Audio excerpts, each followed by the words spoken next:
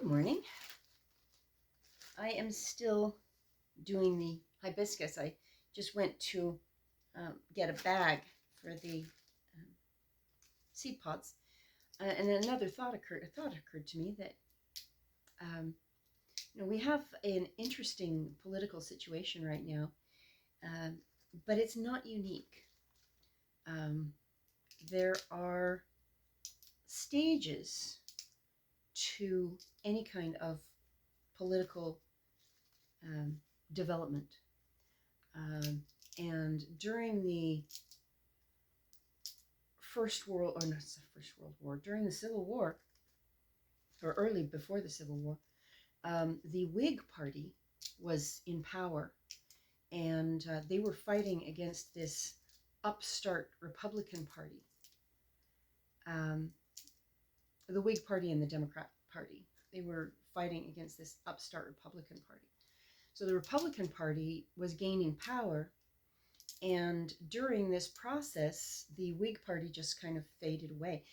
There was a lot of, they didn't just fade away, because when people see, especially people in power, they see their power base dissolving, they tend to panic.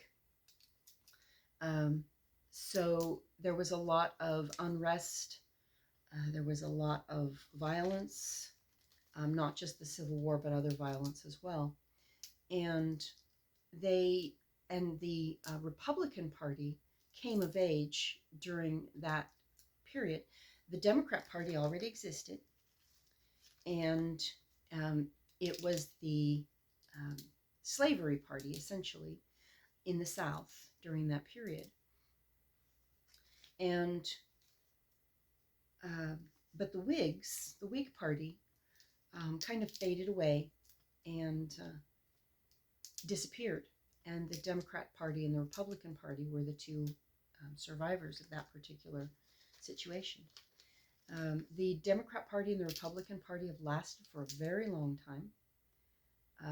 They had the fight between the two is nothing new, um, but there's an interesting thing going on, that there is a great deal of violence on the side of the Democratic Party, and a lot of it, and the patterns are similar. Um, you see a party that has aged and changed to the point where it's completely out of touch with its base and does not understand what the majority of its base wants. They're catering to a small minority, in the hope that they will be able to hold on to power. But as power slips away, not only the party itself, but also those who adhere to its principles, well, it really has no principles, but those who adhere to the party itself are starting to lash out. And this is normal. This happens. It is perfectly normal for as a political party, when they start to lose power, when they start to get out of touch with their base, the dissolution of the party is the natural step. So the real solution right now, I'm going to set that aside. The real solution right now is for the Democratic Party to step back, check with their base, and say, okay, not just the radicals and the crazies, but what do people want? Because they're losing a lot of people that they need. The situation with um, Trump used to be a Democrat, and Tulsi Gabbard used to be a Democrat, and many others. The people, the base, are leaving the party because it no longer represents them. And they may move to the Republican Party. They may form a party of their own. Eventually, a new party will rise if the Democrat Party flounders. But it's normal. This is a normal part of the process. And eventually, the Republican Party will grow out of touch with its base, and they for a while there they were out of touch with their base, and Trump changed that. He brought that back.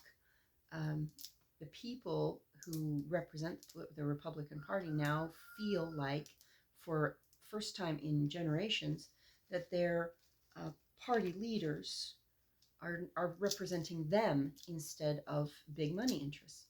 So the Democrat Party has become the party of big money interests, and the leaders don't want to step away from the trough. But um, in order for the party to survive, and a two-party system is important. It's not just, you know, um, it's not just a whim. It didn't happen on accident.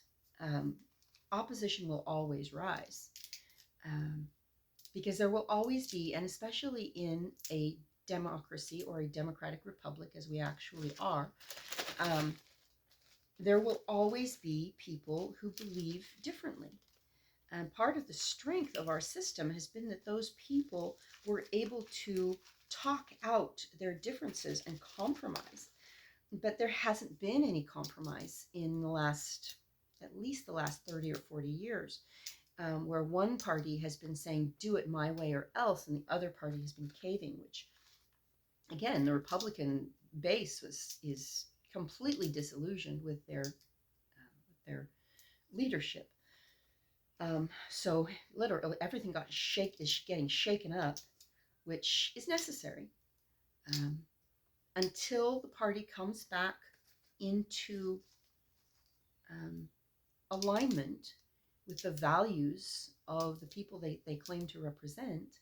There's going to be conflict, and people are going to feel disenfranchised. And that's with any political party, not just the Republicans, not just the Democrats, any political party.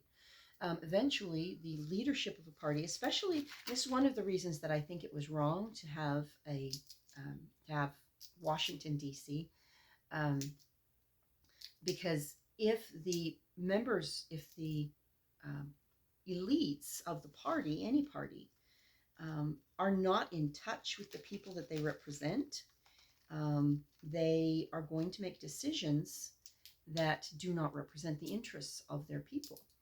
And they start to live in a bubble. And it's interesting to watch, because I watch the news, I watch things that are going on, and I see people who are supposedly conservative um, repeating Democratic talking points.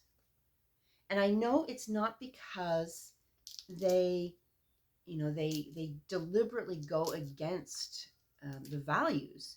It's because they're in a bubble and they only hear one point of view, which it's dangerous, not just Republicans, but for any political party. It's dangerous to be out of touch with your constituents.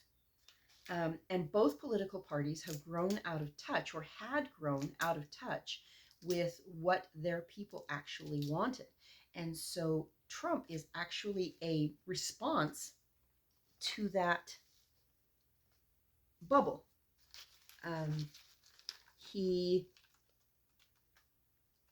represents what people want, and he stays in touch, and he says, okay, this is what I want to do. What do you think about it? And he talks to his base, and he talks to people.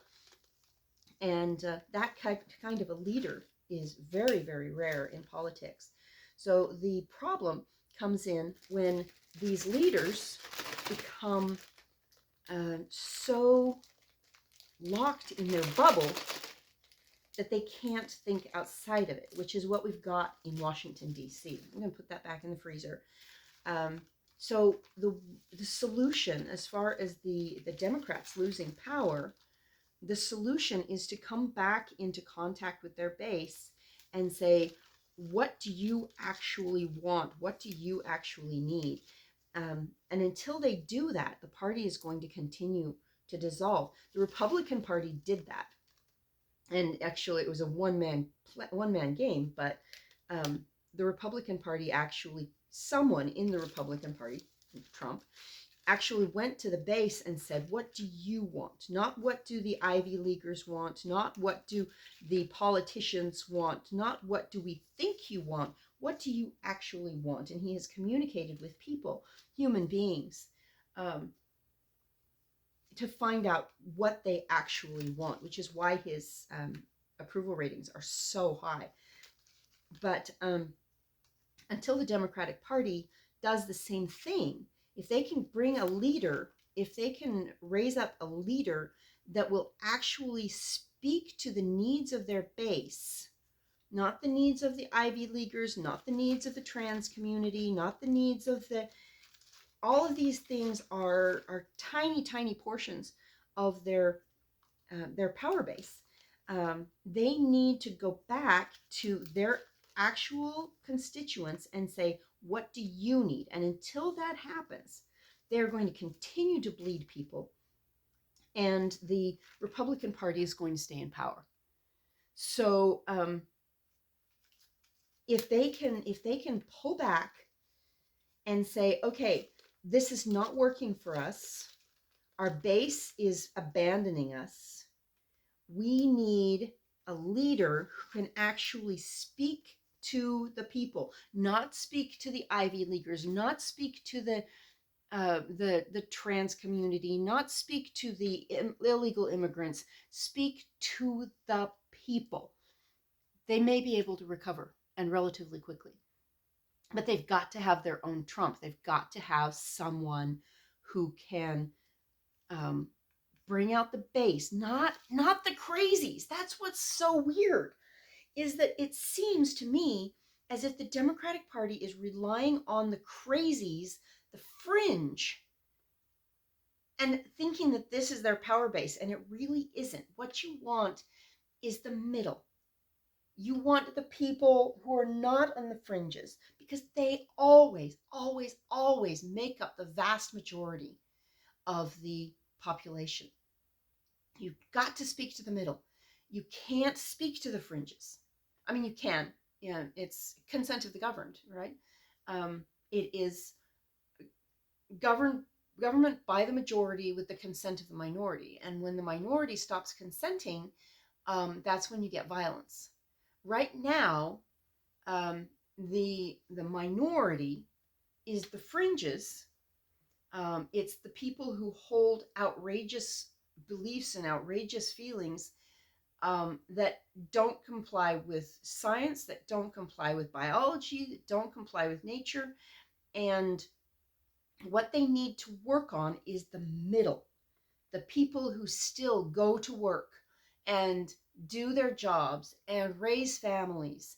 And if they can't speak to the middle, the Democratic Party will collapse and another party will rise in its place. One that is actually willing to listen to the people. Anyway, enough ranting. I will talk with you later.